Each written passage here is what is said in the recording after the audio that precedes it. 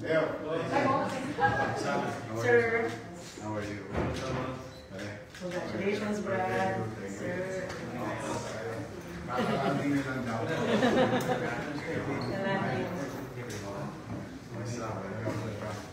Ay, kamusta kayo? Si Wai. Ito ka na po. Ito ang aming ano. Oo, si Ma'am. Talaga naman, champion. Si Congresswoman na Estela. Si Jonas. Mabara. Congrats. Lumahan talaga kami po. Hindi pwede kami hindi lumahan na Maynila. Dahil niya na, we're very proud of you. Congratulations. So, kamusta kayo, Lo? Okay naman po. Kaya nakasalit kami dito kasi we're exploring the possibility po na maging sisterhood with the city of Manila. Kasi we are, kami negotiation here with our local community college. Nag-acquire namin and maybe we can learn from PLM. Yes. Actually, PLM is the first free tertiary education owned by local government. Of all the pamantasan all over this country nowadays, that includes Makati, lahat yan kinopya sa PLM. Yan ang ano yan. Kaya kung makakatulong kami, bakit hindi? Kaya meron naman yung ano, yung creation. Meron yan. Tapos, dahil kung i-acquire ninyo through local funds, most likely, gagawa lang kayo ng ordinansa. Create a board of regents, president, chairman. Yan, malaking bagay yun sa sa mga kababayan. Hindi na sila pupunta ng Maynila. Oo, mapapagastos pa sila, may kontrol na sila. Tapos makakakuha kayo ng tulong dyan sa CHED. Oo, meron silang mga curriculum or mga pondo that supports the students. And naturally, it supports the institution. Malaking bagay yun sa mga kababayan. First time magkakaroon kayo ng tertiary sport. So yung sa area din ng disaster, kasi alam ko mas advanced ang City of Manila. Benchmark din yung mga MDRA mo natin. Si Angeles. Very challenging lang talaga ang Metro Manila, not only Manila, with regard to flooding, especially Manila. Kasi kami ang taga-salog ng tubig. Kami ang pinakamababa sa lahat. From the eastern border all the way down. Sa amin uuwi. Kaya hirap-hirap kami every now and then. But nakukusyon naman namin yung epekto. Sa akin na, hindi maiwasan yung baha. Huwag lang tumagal. Gusto ko mag-subside agad.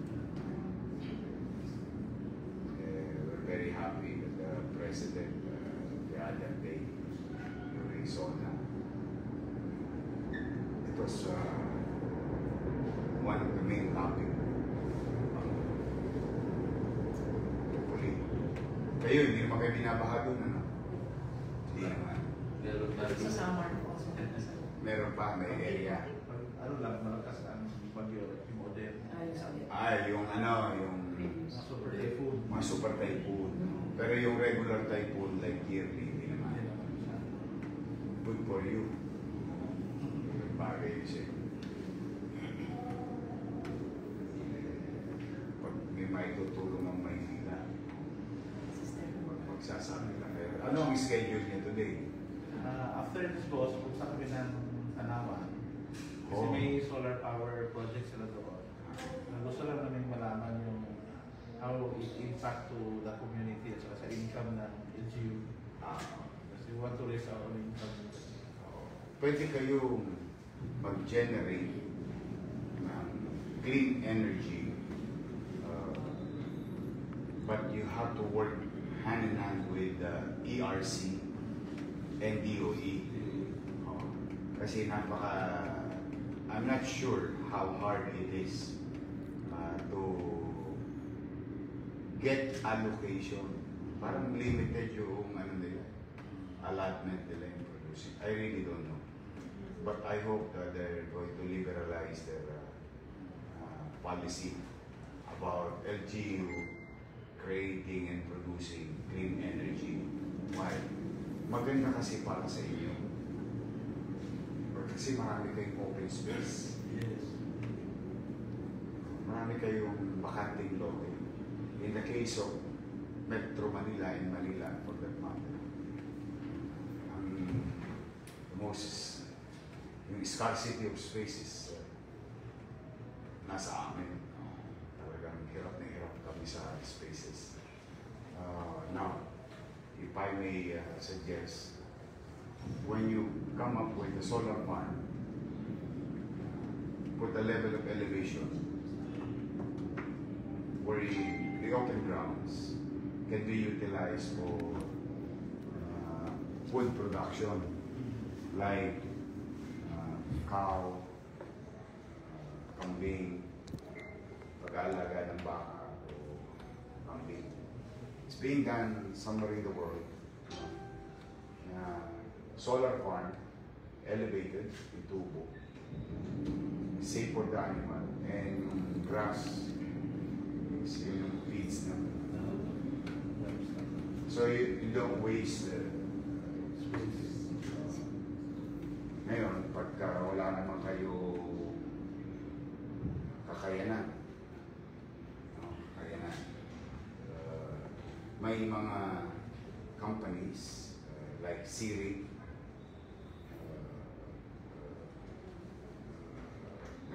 i-engage yan sharing or income. Ayala also is doing clean energy. Alam ko ang Sirit is now malaking portion Henry C or SM may-ari. So what I mean by it is you produce power through clean energy, cheaper electricity for the community. Then you have a share of income for the city or the LGU at no cost to the government, except for properties that you own that you're going to allow. So you can do it on your own, or you can do it with private partners. If there is a good thing about having private partners, the cost of operation will not be incurred by the local government. Tapos sila may pro forma na how are they going to get allotment from ERC, from DOE, for clean energy. Kasi established na yung dalawang I'm not sure about AP, Aboitiz Power, but they are engaged into clean energy, renewable energy. Yun, maganda yun. Kasi ang situation ko silang buhol ko, island kami, so we're connected with grid. Nung nagkayugan nila, wala naman kami kinalaman. Run out kami ng 3 months. Kasi nasira ang grid doon sa mainland. So yun yung problem with buhol. Ilan ang populasyon? Sa bayan namin, mga nasa mga 30,000. The whole Bohol is 1.2 million. So parang kami susuporta lang kami sa panawagan ng governor namin na tulungan yung power sector sa Bohol. Yun, ganda yun. para may stable source to. Tapos low maintenance. Unlike kasi windmill, the challenge with windmill, maraming moving parts. So, if you're not into it, mabuti yung Ilocos, nagagawa nila na maayos. And now they're going up to Rizal or the Sierra Madre. Kasi ang windmill,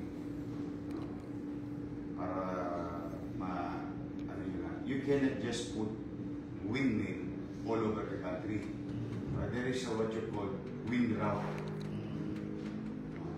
And it's very important in decision making wherein this nature or regular flow of wind is properly identified by science, by machines, and so on. So, kaya, meron siyang particular na geography or area na pagkakapitan. That's one. Problem solved.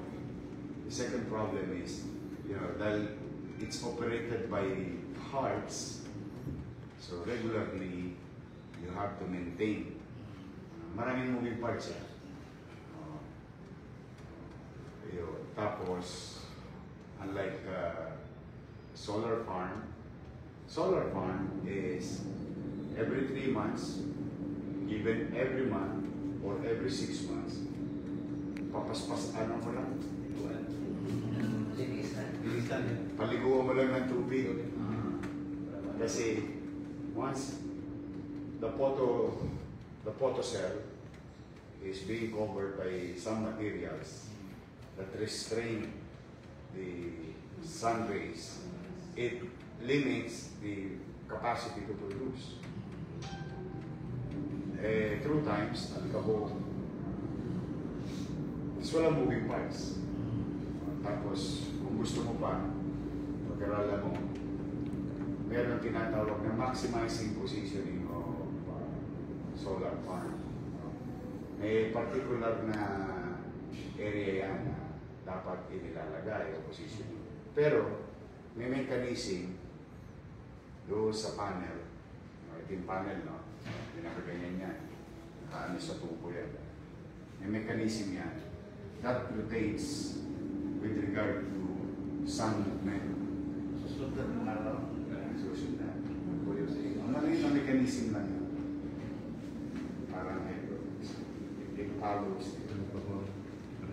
Ikot, konti ikot ng tungo sa... Sorry, ang dami kong binibigay sa NLP. Solar. Yes, no way po. Kasi ako talagang pinanggigigilan ko yan. Kaya lang, one, it will incur so much cost for the city. We have also, we need to prioritize things that instantly sakit ng tao. Pero kayo mapala, you have open space. You can produce power for your constituents. At the very least, yung street light nyo galing na sa solar power. Wow. Yes. Hindi na kailangan solar powered street light. Wild, pero galing sa renewable energy.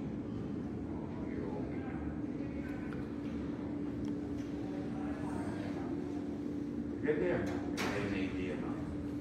Lalo na Port Island, LG, which napakarami sa Pilipinas na naipagod.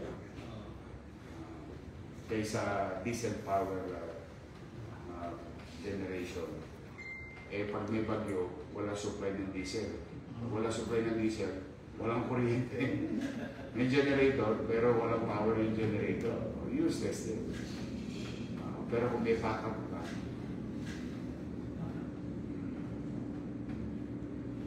meron ka bang patubigan doon? May poles, mabilis na. May mga post kami doon. Talaga. Yung pupunta kami ng boss, Villa Escudero sa may Quezon.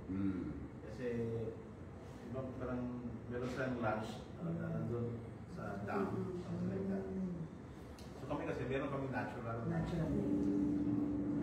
Like sa Singapore, meron silang cloud forest, man-made. Oo. Doon sa amin, makikita mo yun. Sa, Manage. as an idea of tourism, ipakita mo siya para yung mga pupunta ng Bohol pwede mag-cross sa'yo to experience the, anong tawag mo? Cloud forest. Cloud forest. Natural cloud forest. Para bisitahin. Tapos mag-gano ka, kausap ka ng mga bangkero. Lansya ba yun? Parang ginagawa sa Aklan, sa Boracay. Di ba, paano tayo pumunta sa Boracay? Sakay tayo ng bangka. 10-minute ride. Sa iyo ba, from main island to your island? Sa ngayon, boss, upon arrival kasi sa Pangulo Airport na. Okay. So parang ginawa lang namin yung mga travel operators ng mga Koreans nang isasama nila yung sa itinerary ko natapos namin. You? Rider. Rider. For a fee, of course. Yes. So, kasi para may kita yung... So siya yung Lubog River Cross kasi boss, very congested na siya. So gusto nila magkaroon ng alternate na destination para hindi nila dalhin doon lahat in just one day. So parang i-rotate nila. Happy for you. Sipag to, masarap ito. Si Vice. At saka maraming ano to, access. Ayan.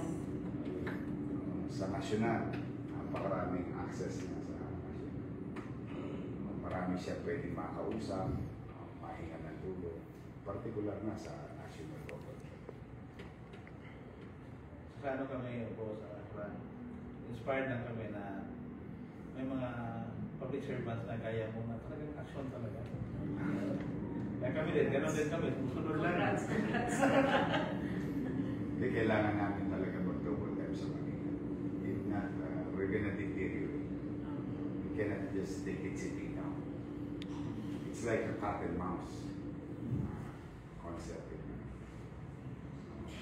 So it's either the mouse will get tired or the cat will get tired and stop.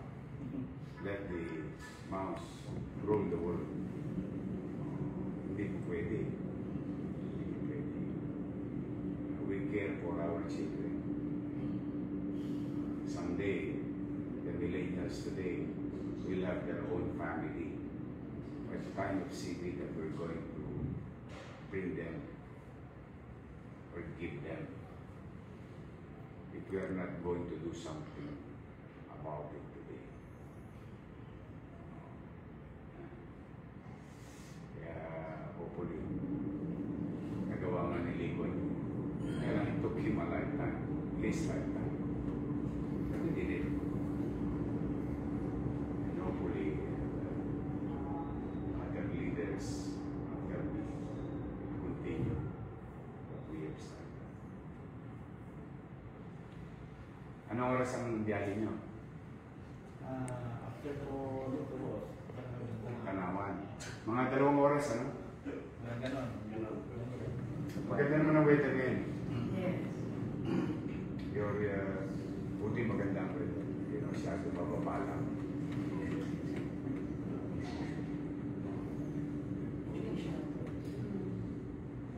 Kinanta ba kayo ng musiko? Grabe siya naman. Congrats, ma'am. Crystal. Si Robin, kausap ko kagabi. Yes, sir. Yes. Mag-deliver siya ng privilege speech about my statement. Regarding this one. That ALG